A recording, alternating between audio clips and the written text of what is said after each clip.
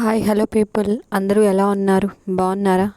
ఎలా ఉన్నారో కామెంట్స్లో చెప్పడం మాత్రం మర్చిపోకండి. దాంతోపాటు చిన్న లైక్ చేయడం మాత్రం అస్సలు మర్చిపోకండి.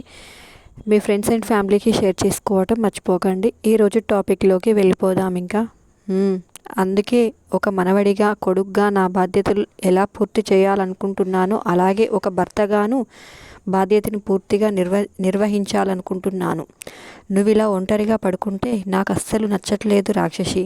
అందుకే నీ కోసం కష్టపడి నిద్ర చెడగొట్టుకొని మరీ లేచాను తెలుసా అని అన్నాడు శివ నవ్వుతూ. ఆహాహా, ఇన్ని బాధ్యతలు మోస్తూ నువ్వు మరీ ఇంత కష్టపడుతుంటే నేను చూడలేను బంగారం. కొన్నాళ్ళు భర్త క్యారెక్టర్కి రెస్ట్ ఇవ్వులే, పర్వాలేదులే, నేనేమనుకోను అని అంది శక్తి నవ్వుతూ. నో నో నో నో, అస్సలు ఏ క్యారెక్టర్కి అన్యాయం చేసే ఆలోచనే లేదు అంటూ శక్తిని పైకి లాక్కున్నాడు శివ హుషారుగా. ఇంతకు ముందు శివాని అలా చూసి చాలా బాధపడిన శక్తి ఇప్పుడు మళ్ళీ మామూలుగా అయిపోయి చేస్తున్న అల్లరిని చూసేసరికి తను కూడా నార్మల్ అయిపోయింది. నిద్ర లేచి మరీ ఈ అల్లరి అవసరమా అని అడిగింది శక్తి నవ్వుతూ. అవసరమే రాక్షసి అంటూ శక్తి శివ గుండెల మీద పడుకొని, రేపు ప్రియా వాళ్ళు వెళ్ళిపోతున్నారు శివ అని బాధగా చెప్పింది. ఇట్స్ ఓకే రాక్షసి, మళ్ళీ వస్తారుగా, ఫీల్ అవ్వకు అని అన్నాడు. అయినా ఎందుకో బాధగా ఉంది శివ. రాధ కూడా వెళ్ళిపోతుంది, ఏంటో ఒంటరిగా అయిపోతున్న ఫీలింగ్ వస్తుంది అని అంటుంది శక్తి. నువ్వు ఒంటరిగా ఎక్కడున్నావే, నీ పక్కన నేనున్నాను కదా అని అన్నాడు శివ. శక్తి చుట్టూ చేతులు వేసి, హా బాబా, నువ్వు ఉన్నా వాళ్ళు కూడా కావాలి అనిపిస్తుంది. దేవుడు ఇలా ఎందుకు చేస్తున్నాడో ఏంటో అని అంది శక్తి బాధగా. శివ శక్తి జుట్టులో చేయి వేసి రేపటి సిచ్యువేషన్ ఏంటా అని ఆలోచిస్తున్నాడు. శక్తి ప్రియా రాధాల గురించి ఆలోచిస్తూనే నిద్రలోకి జారిపోయింది. తెల్లవారుతూ ఉండగానే అందరూ లేచి రెడీ అయ్యారు. పద్మ, ప్రభాకర్తో పాటు వరుణ్, ప్రియా కూడా రెడీ అయిపోయారు. ఆ ఇంటికి వెళ్ళి అక్కడి నుంచి బయలుదేరాలని రాత్రే అనుకోవటంతో ఉదయం లేవగానే రెడీ అయి బ్రేక్ఫాస్ట్ చేసి అందరికీ టాటా బాయ్ బాయ్ చెప్పి బ్యాగ్స్ తీసుకున్నారు. వరుణ్, శివ బైక్ ఎక్కాడు. శక్తి, ప్రియ, పద్మ వాళ్ళతో కలిసి కారులో బయలుదేరింది. అందరూ పద్మ వాళ్ళింటికి వెళ్ళగానే ప్రియ శక్తిని తీసుకుని టెర్రస్ మీదకి వెళ్ళింది. ఇప్పుడు చెప్పు, ఏం జరుగుతుందో అని అడిగింది. శక్తి ప్రియా వైపు చూసి, పెద్దగా ఏం జరగడం లేదే, అమ్మమ్మకి తన వాళ్ళని దగ్గర చేయాలని మీ బావ నేను చిన్న ప్రయత్నం చేస్తున్నాము అంతే అని చెప్పింది.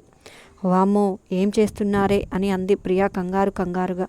ఉష్, పెద్దగా అరవకే, అత్తయ్య వింటారు అని అంటూ, మేము తాతయ్య వాళ్ళింటికి వెళ్ళామే, నానమ్మ పిన్ని వాళ్ళకి మనమంటే ఏ ప్రాబ్లం లేదు, కానీ తాతయ్యలు బాబాయిలు చాలా కోపంగా ఉన్నారు.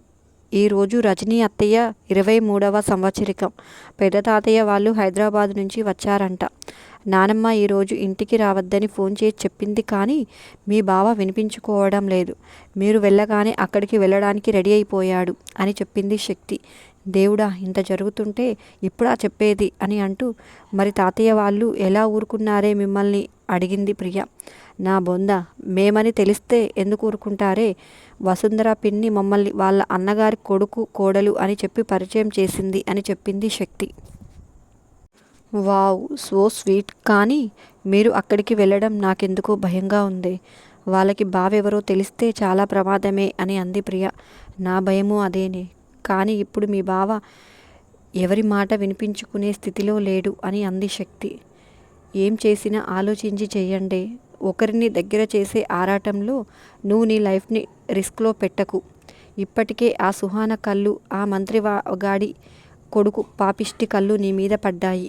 ఇంకా ఇప్పుడు ఏదన్నా అటు ఇటు అయితే అమ్మమ్మ నీ తోలు వలిసి చెప్పులు కుట్టించుకుంటుంది, జాగ్రత్త అని అంది ప్రియ. నాకు నా గురించి బాధ లేదే, మీ బావ గురించే బాధ. మొండిగట్టం, ఒకటి అనుకున్నాడు అంటే అయ్యే వరకు వదలడు అని అంది శక్తి. ఓహో మేడం, మా బావని అంటున్నావు, కానీ తమరు కూడా ఆయనకు తగ్గదానివే, ఎక్కడా వెనక్కు తగ్గవు. నువ్వు కూడా జాగ్రత్తే. ఎప్పుడూ కళ్ళు మెదడు తెరిచి ఉంచు, చుట్టుపక్కల ఏం జరుగుతుందో గమనించు అని అన్ని జాగ్రత్తలు చెప్తూ, నాకు చాలా బాధగా ఉందే అని అంది ప్రియ. ఎందుకే అని అడిగింది శక్తి. ఎందుకంటే కావలసిన టైంలో ఏ సహాయం చేయడానికి నీకు అందుబాటులో లేము. బావని నిన్ను ఒంటరిగా ఇంత యుద్ధం చేయమని వదిలేసి మా దారిన మేము హాయిగా వెళ్ళిపోతున్నట్లుగా ఉంది. చాలా కష్టంగా ఉంది అని అంది ప్రియ. ప్రియ చాలా బాధగా, ఏయ్ నువ్వు అలాంటి దానివేమీ మనసులో పెట్టుకోకు. నువ్వు అలా ఒంటరిగా వదిలేసే టైప్ కాదని మాకు బాగా తెలుసు. నువ్వు అనవసరంగా ఏదేదో ఆలోచించి మనసు చిన్నపుచ్చుకోకు అంటూ ప్రియాని కౌగిలించుకుంది శక్తి. కొంచెం సేపు మాట్లాడుకున్న తర్వాత ప్రియా, వరుణ్ బయలుదేరారు. పద్మ ముందే వండినవి అన్నీ సర్ది పెట్టింది. అందరినీ అడిగానని చెప్పమని, వాళ్ళని బాగా చూసుకోమని మరీ చెప్పింది. ప్రియా శక్తి వైపు చూసి, ఏదన్నా అవసరమైతే నేనున్నానని మర్చిపోకు. రోజు నాకు కాల్ చేసి ఏం జరుగుతుందో చెప్పాలి, లేకపోతే ఊరుకోను అని అంది.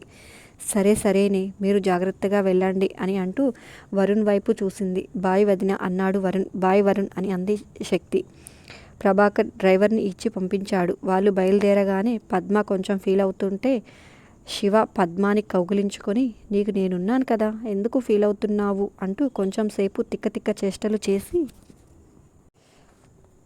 పద్మ మూడ్ మార్చి నవ్వించేశాడు. పద్మ శివాని కౌగిలించుకొని, నువ్వు ఉంటే 100 మంది పిల్లలు ఉన్నట్లే బంగారం అని ముద్దు చేసింది. అది చూసిన శక్తి, 100 కాదు అత్తయ్య, 1000 మంది అల్లరి ఒకడే చేస్తాడు అని అంది నవ్వుతూ. ఆ మాట వినగానే ప్రభాకర్ నవ్వుతూ, అవును నాన్న, మా వాడిని భరిస్తున్నందుకు నువ్వు నిజంగా చాలా గ్రేట్ అని అన్నాడు. గాడిది గుడ్డేం కాదు, దీన్ని నేను భరిస్తున్నాను. రివర్స్లో చెప్తున్నావేంటి బాబాయ్ అని అన్నాడు శివ. ఏం కాదు, నేనే భరిస్తున్నాను అని అంటూ ఇద్దరు గొడవకు దిగారు. అది చూసిన పద్మ, ప్రభాకర్ నవ్వుకుంటూ, ఈ గొడవ ఈ రోజుకి అవదు, కానీ నేను బయటకు వెళ్తున్నాను పద్మ, నాకు కొంచెం పని ఉంది అన్నాడు ప్రభాకర్.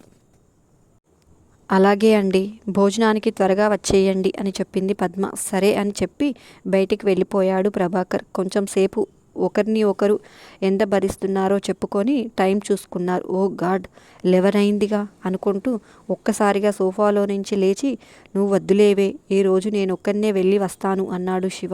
చంపుతాను, నువ్వు అక్కడికి ఒక్కడివే వెళ్తాను అన్నావంటే అని అంది శక్తి కోపంగా. బైక్ స్టార్ట్ చేస్తున్న శివ శక్తి వైపు చూసి, అది కాదే, పెద్ద తాతయ్య నన్ను గుర్తుపడితే నాతో పాటు నువ్వు ఇబ్బందుల్లో పడతావు. ప్లీజ్, ఈ ఒక్కరోజు ఒక్కరినే వెళ్ళి చూస్తాను. వాళ్ళు కూడా నన్ను గుర్తుపట్టకపోతే రేపు ఇద్దరం కలిసి వెళ్దాము అని అన్నాడు శివ. ఆపుతావా? ప్రమాదమైన ఇద్దరం కలిసే ఫేస్ చేద్దామని ముందే అనుకున్నాం కదా, ఇప్పుడేంటి మళ్ళీ కొత్తగా అని అంది శక్తి. శివ ఎంత చెప్పినా వినిపించుకోకుండా శక్తి కూడా బయలుదేరింది. ఇద్దరూ ఇంటికి వెళ్ళేసరికి పంతులు గారు ఆలస్యంగా రావడంతో సంవత్సరికం జరిపించడం కొంచెం ఆలస్యం అయ్యింది. శివ శక్తిని చూడగానే, దేవుడా, నేను చెప్తూనే ఉన్నాను, అల్లుడు ఫోన్ చేసి చెప్పినా ఆగే రకం కాదని. మా అత్తయ్య నా మాట వింటారా పెడతారా?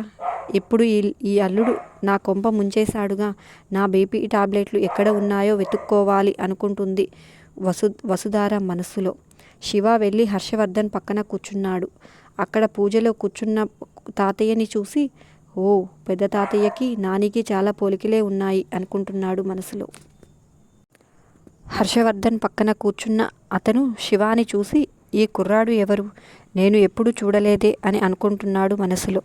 శివాని చూడగానే జానకమ్మ తల కొట్టుకొని, రామయ్య తండ్రి, వీళ్ళని రావద్దని చెప్పినా వచ్చేసారుగా. మొట్టమొదటిసారిగా ఈ వసు కూడా మనుషుల్ని కరెక్ట్గానే అంచనా వేయడం నేర్చుకుంటుంది. దీనికి కొన్ని తెలివితేటలు వచ్చాయని సంతోషించాలో, ఇప్పుడు ఇక్కడ ఏం జరుగుతుందో అని భయపడాలో అర్థం కావడం లేదు అనుకుంటుంది మనసులో. తులసమ్మ కూడా శివశక్తిని చూసింది. జానకి ముందుగానే చెప్పడం వల్ల వాళ్ళని ఎవరో పోల్చుకోవటానికి ఆవిడకు ఎక్కువ సమయం పట్టలేదు. వాళ్ళని చూసి చిలకా గోరింకల్లా ఉన్నారని సంతోషపడుతూ శివ వైపు చూసి, బంగారం ఎంత బాగున్నాడో అని మురుసుకుంటూ కూతురి ఫోటో వైపు చూడగానే కళ్ళ వెంట నీళ్లు ఆగలేదు. అన్నీ బాగుండుంటే ఈ బంగారం తన కూతురి కడుపున పుట్టేవాడని తలుచుకోగానే వద్దనుకున్న దుఃఖం ఆగకుండా తన్నుకుంటూ వచ్చేయడంతో పైట చెంగు మొహానికి అడ్డం పెట్టుకుంది. అప్పుడే ఆవిడ వైపు చూసిన శివాకి ఆవిడ చూపులోని బాధ అర్థమై, ఆవిడ కన్నీళ్ళ లోతు తెలిసి, మమ్మల్ని క్షమించండి అమ్మమ్మ, మీకు జరిగిన నష్టాన్ని మేము ఏమిచ్చి తీర్చుకోలేము అన్నట్లుగా ఆవిడ వైపు బాధగా చూశాడు శివ. శివ తన వైపు చూస్తున్నాడని అర్థమై కళ్ళు తుడుచుకొని పైట కొంగు అడ్డు తీసి చిరునవ్వు నవ్వింది తులసి. ఆవిడ తన వైపు పలకరింపుగా నవ్వడం చూసి శివ కూడా చిన్నగా నవ్వుతూ 2 చేతులు జోడించి నమస్కారం చేశాడు.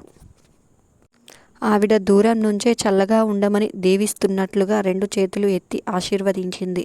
ఇంతలో హర్షవర్ధన్ పక్కకు తిరిగి తన పక్కనే ఉన్న శివాని చూడగానే, ఓర్ని, వీడు మళ్ళీ వచ్చేశాడు. వీడు వస్తే చాలు నా తిక్క పెళ్ళం ఇంకా తిక్క తిక్క మాటలు మాట్లాడడం మొదలు పెడుతుంది. రోజు అంటే ఒక రకం, ఇప్పుడు పెద్దనాన్న అన్నయ్య ముందు కూడా ఇలాగే వాగింది అంటే నా పరువు గంగలో కలిసిపోతుంది. ఎలాగైనా దీన్ని ఈ 2 రోజులు వీడితో మాట్లాడనివ్వకుండా ఉంచాలి అనుకుంటున్నాడు మనసులో. శివ హర్షవర్ధన్ వైపు చూసి పల్లి గిలించాడు. హర్షవర్ధన్ కూడా శివ వైపు చూసి వచ్చిరాని నవ్వు నవ్వి తల పక్కకు తిప్పుకున్నాడు. కార్యక్రమం అయిపోయిన తర్వాత పంతులు గారికి సంభావన ఇవ్వడానికి పర్స్ కోసం వెతికాడు దిలీప్. అందరూ పంచ కట్టుకోవటంతో వ్యాలెట్ బెడ్రూమ్లో ఉండిపోయింది. లత, నా వ్యాలెట్ బెడ్రూమ్లో ఉంది, తీసుకురా అన్నాడు భార్య వైపు చూసి. లత లేచి బెడ్రూమ్లోకి వెళ్ళబోతూ ఉండగా, ఉండండి తాతయ్య, నా పర్స్ ఇక్కడే ఉంది అంటూ తన పర్స్ తీసి పంతులు గారికి సంభావన ఇవ్వబోయాడు శివ. అది చూసిన సీతారామయ్య గారు, ఆగు బాబు, శుభకార్యానికి ఎవరైనా వాడొచ్చు కానీ ఇలాంటి వాటికి బయట వాళ్ళు వాడకూడదు. ఇవి రుణానుబంధాలు, ఇవి చేసైనా మా బాధ్యత కొద్దిగా తీర్చుకోవాలి. అవి కూడా మా నుంచి తీసివేయకండి అని అన్నాడు గంభీరంగా. ఆ మాట వినగానే శివాకి భరించలేని బాధ అనిపించింది. పర్స్ తీసి ప్యాకెట్లో పెట్టుకున్నాడు.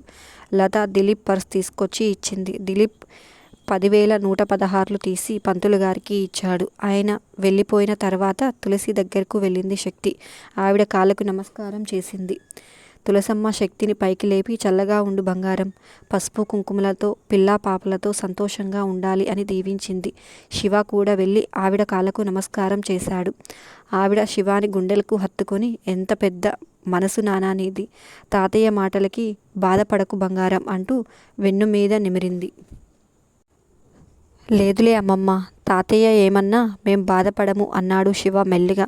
ఇద్దరిని పక్కపక్కన నిలబెట్టి, పార్వతీ పరమేశ్వర్లాగా ఉన్నారు, నా దిష్టే తగిలేలా ఉంది అంటూ కోడలు లతాని పిలిచి తన కళ్ళకి ఉన్న కాటుకొని తీసి ఇద్దరికి చెవు వెనకాల దిష్టి చుక్క పెట్టమంది తులసమ్మ. అత్తయ్య, ఎవరి పిల్లలు, ఇప్పుడే చూస్తున్నాను అని అంది లత తులసమ్మ వైపు చూసి. మా మేనల్లుడు, వాడి వైఫ్ అక్క అని అంది వసుధార కంగారుగా. ఓ అవునా, సో క్యూట్ పేర్ అని అంది లత వాళ్ళ వైపు చూసి చిరునవ్వు నవ్వుతూ. వాళ్ళు కూడా ఆవిడ వైపు చూసి చిన్నగా నవ్వారు. బొబ్లీ, పింకీ శివ శక్తిని చూసి, మాకు తెలియకుండా మావయ్యకు ఈ కొత్త అల్లుడు కోడలు ఎక్కడి నుంచి వచ్చారు, వీళ్ళని చూస్తే ఏదో తేడాగా ఉందే అనుకుంటున్నారు ఒకరితో ఒకరు. అయినా ఆటల ధ్యాసలో పడి ఆ విషయాన్ని మర్చిపోయారు. అయినా శివకి బొబ్లీ గారిని చూస్తే ఏదో ఒకటి వాగి కొంప ముంచుతాడు అనిపించింది.